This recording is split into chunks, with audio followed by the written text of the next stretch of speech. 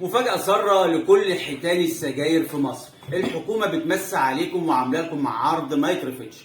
حضرتك لو كنت كسبت 100 مليار في الكام يوم او الكام اسبوع اللي فاتوا، فالحكومة بتجدد عرضها ليك وجابت النهي. شافت الحل الفاشل اللي هو رئيس الشركة نفسه بيقول الحل ده فاشل وجربناه قبل كده وما ينفعش، لكن الحكومة شايفة ان هو ده الحل. الحل يا سيادة الحوت الكبير، الناس اللي معروفة بالاسم اللي بتمص دم الناس وخلت فعلا المصريين مش لاقيين السيجارة. الحكومة قررت ان هي هتزود المواد الخام وهتزيد المعروض وتزيد انتاج السجاير علشان حضرتك، لا مش المواطن، حضرتك اللي هو الحوت او التاجر الجشع اللي هم اقذر خلق الله اللي ازدهرت تجارتهم في الوقت اللي بلدهم فيه بالجوع ومش لاقيه. ده يعني الحال اللي موجود اللي وصلنا ليه دلوقتي فعلا.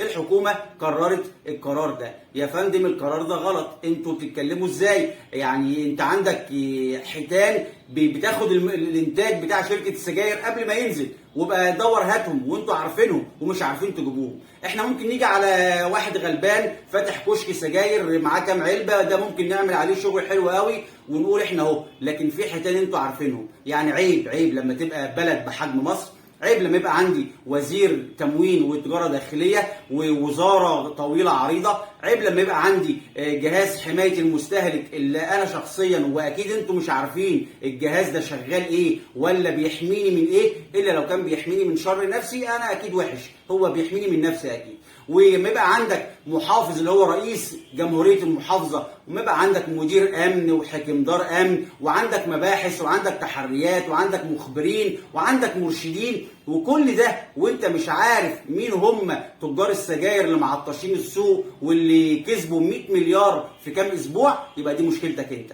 يبقى انت حرام تقعد على الكرسي اللي انت قاعد عليه ده. يبقى انت المفروض تنزل في الشارع ال 24 ساعه، ما تنامش غير لما تحل مشاكلك في المحافظه بتاعتك او في الوزاره بتاعتك. وعامه لو انت مش عارف او ما عندكش الاجهزه اللي احنا قلناها موجوده في الدوله دي، يبقى الحل حضرتك تركب توك توك كده مع اي عيل صغير 13 14 سنه وقول له يا ابني انا كنت جاي اجيب علبتين سجاير استرزق فيهم بس يعني ما لقيتش. هقول لك يا باشا تعالى بس ليها الحلاوه اوديك عند غول المنطقه اللي بتاع السجاير، اوديك عند الكينج اللي مسمي نفسه ملك السجاير، اوديك عند اباطره السجاير في المنطقه والحيتان الكبار، واعرفك كمان مخازنهم فين. ده اي عيل صغير ماشي في الشارع في اي منطقه عارف مين هم تجار السجاير اللي واكلينها ولعه. يبقى الحكومه مش عارفه، يبقى دي مشكلتك انت. المفروض ان الحكومه تحافظ على الدخل بتاعها. رئيس الشركه بيقول احنا خايفين ان المدخن بتاعنا الزبون بتاعنا يشوف له سكه تانية غير الشركه بتاعتنا او ان هو يبطل سجاير. يبقى الحكومه اللي بتاخد 65 مليار جنيه في السنه ضرايب من شركه السجاير مش خايفه على اكل عيشها ومش خايفه على الدخل بتاعها، اللي يعتبر شركه السجاير هي قناه السويس رقم 2، يعني تاني اكبر دخل بيخش لك في مصر هي شركه السجاير. فصعب ان يكون الحكومه مشاركه في الموضوع ده، وصعب ان يعني نقول ان هي متورطه فيه، لكن هنقول ان الحكومه مقصره كالعاده. بنقول مقصره عشان ما نتهمش حد او عشان يعني ما يبقاش يعني اتهام صريح للناس. لو انتوا مش قادرين على حل المشكله دي في خلال ايام، سيب مكانك وامشي. كنت محافظ، كنت مدير امن، كنت وزير، سيب مكانك وامشي. يبقى الشغلانه دي مش بتاعتك، الشغلانه دي مش بتاعتك، شوف لك شغلانه ثانيه.